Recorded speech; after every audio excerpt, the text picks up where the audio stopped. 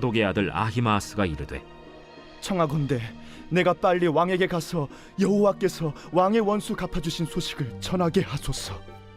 요압이 그에게 이르되 너는 오늘 소식을 전하는 자가 되지 말고 다른 날에 전할 것이니라.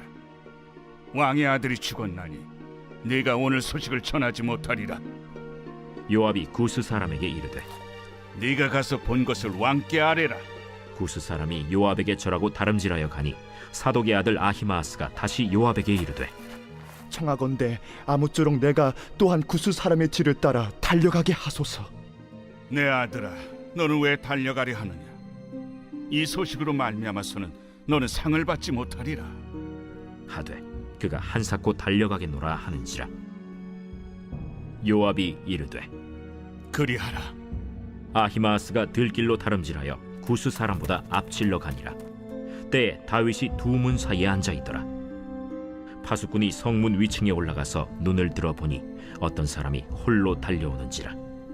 파수꾼이 외쳐 왕께 아뢰매 왕이 이르되 그가 만일 혼자면 그의 입에 소식이 있으리라. 할 때에 그가 점점 가까이 오니라. 파수꾼이 본즉 한 사람이 또 달려오는지라. 파수꾼이 문지기에게 외쳐 이르되 보라! 한 사람이 또 혼자 달려온다! 그도 소식을 가져오느니라. 내가 보기에는 앞선 사람의 다름질이 사독의 아들 아히마아스의 다름질과 같은 이이다. 그는 좋은 사람이니 좋은 소식을 가져오느니라. 아히마아스가 외쳐 왕께 아뢰되 평강하옵소서. 왕 앞에서 얼굴을 땅에 대고 절하며 이르되 왕의 하나님 여호와를 찬양하리로소이다. 그의 손을 들어 내 주왕을 대적하는 자들을 넘겨주셨나이다. 젊은 압살롬은 잘 있느냐? 아히마아스가 대답하되 요압이 왕의 종 나를 보낼 때에 크게 소동하는 것을 보았사오나 무슨 일인지 알지 못하였나이다. 물러나 거기 서 있으라. 하매 물러나서 서 있더라. 구스 사람이 이르러 말하되 내 주 왕께 아랠 소식이 있나이다.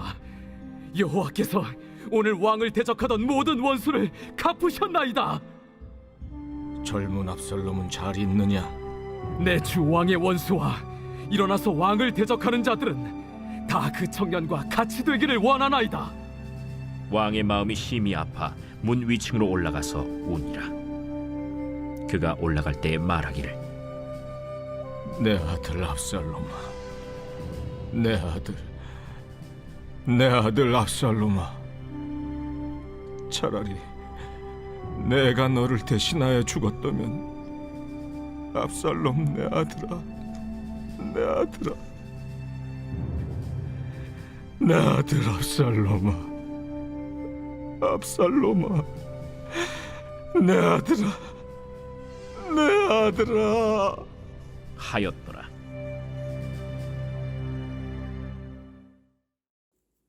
할렐루야. 오늘 저는 승리보다 사람입니다 라는 제목으로 은혜를 나누고자 합니다. 장기나 체스와 같은 말판 게임의 목적은 하나입니다. 바로 왕을 잡는 거죠.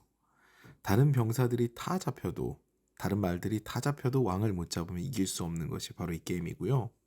반면에 다른 말이 하나도 잡히지 않아도 왕이 잡히게 되면 지는 것이 바로 이 게임이죠. 오늘 본문에 기록된 다윗과 압살롬의 전투의 그 미션이 바로 이 말판 게임과 같습니다. 왕을 잡아라 입니다. 잉글랜드 역사상 가장 왕권이 강했던 시기를 꼽으라고 하면요, 헨리 7세 이후로 이어진 튜더 왕가가 잉글랜드를 지배한 기간을 꼽을 수 있습니다.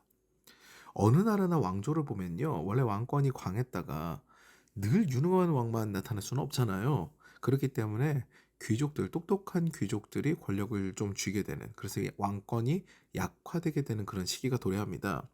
근데 잉글랜드는요, 왕조가 형성되고 그 한 중간에 왕조가 형성되고 한참이 지난 다음에 갑자기 왕권이 비약적으로 강해지는 시기를 맞이합니다. 어떻게 그럴 수 있었을까요? 헨리 7세 이전에 잉글랜드는요, 장미전쟁이라는 귀족전쟁을 치르게 됩니다. 그 헨리 7세보다 한참 전이죠. 영국왕 에드워즈 3세는요, 아들을 4명을 낳는데 그중 장남의 가문은 후에 대가 끊기게 됩니다. 그래서 차남의 가문과 삼남의 가문이 왕권을 두고 경쟁을 하는데 그 가문의 이름이 요크가와 랭커스터가입니다. 각각 왕들이 나오게 돼요. 엎치락뒤치락 하는 거죠. 이들의 가문은 각각 붉은 장미와 흰 장미를 가문의 마크로 사용했는데요. 그래서 이 전쟁을 장미전쟁이라고 부릅니다. 서로 왕위를 차지하려고 두 고위 귀족이 경쟁을 하니까요. 다른 귀족들도 모두 어느 한쪽에 줄을 대서 전쟁에 참여합니다. 근데 이 전쟁이요. 일반 전쟁하고는 다른 전쟁이었던 거죠. 특별한 전쟁이었어요. 일단 잉글랜드의 특성을 보게 되면 잉글랜드는 섬나라입니다. 그래서 외적의 침입으로부터 보다 더 자유로운 상황이죠. 게다가 이 전쟁은요. 귀족끼리의 전쟁이었기 때문에 평민들은요. 크게 관심이 없는 전쟁이었어요. 귀족 역시 평민들을 자기 편으로 끌어와야 되는 상황이니까 압제를 가할 수 없는 상황이 된 거예요. 그러다 보니 결국 전쟁이 끝나고 난 다음에 딱 살펴보니까 귀족들만 다 죽은 거예요. 귀족들이 없으니까 당연히 왕권이 강화가 될 수밖에 없죠.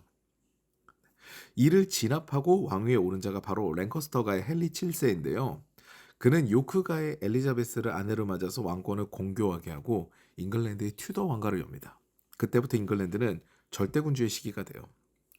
잉글랜드는 헨리 8세와 엘리자베스 1세로 이어지는 또 성군들이 등장을 하면서 강한 왕권으로 절대 왕정을 구축하게 되죠. 아무튼 이 전쟁이 귀족 전쟁이기 때문에요. 평민들은 별 관심이 없었다라는 것이 이 전쟁의 특징이었던 거죠. 다윗과 압살롬의 전투도 다르지 않아요. 귀족 전쟁이죠. 왕권 다툼입니다. 그래서 군사들을 섬멸해야 하는 그런 전쟁과는 달랐던 거예요. 여기서 중요한 것은 왕이기 때문에 다윗은 숨겨진 채로 전쟁에 임한 겁니다. 그런데 다윗의 모사이자 첩자인 후세는요.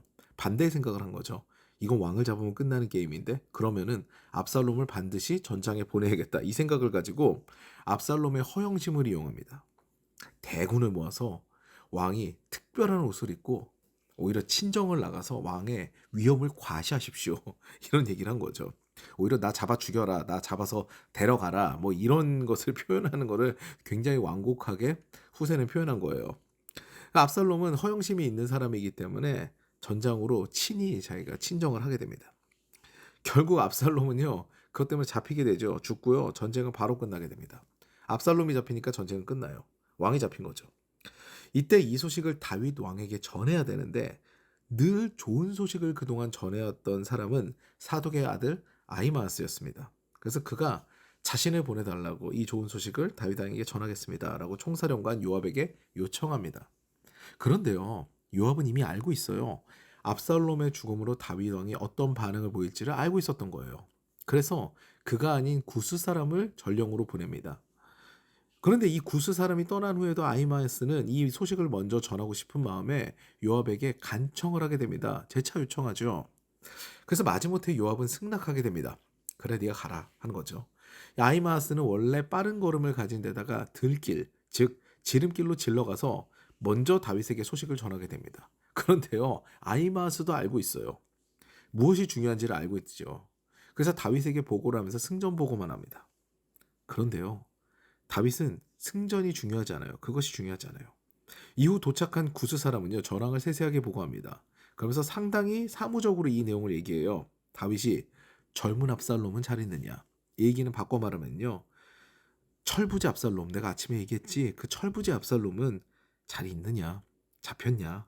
라면서 자신의 발언을 상기시킵니다. 근데 이 눈치 없는 구스 사람은요, 내주 왕의 원수와 일어나서 왕을 대적하는 자들은 다 그 청년과 같이 되기를 원합니다.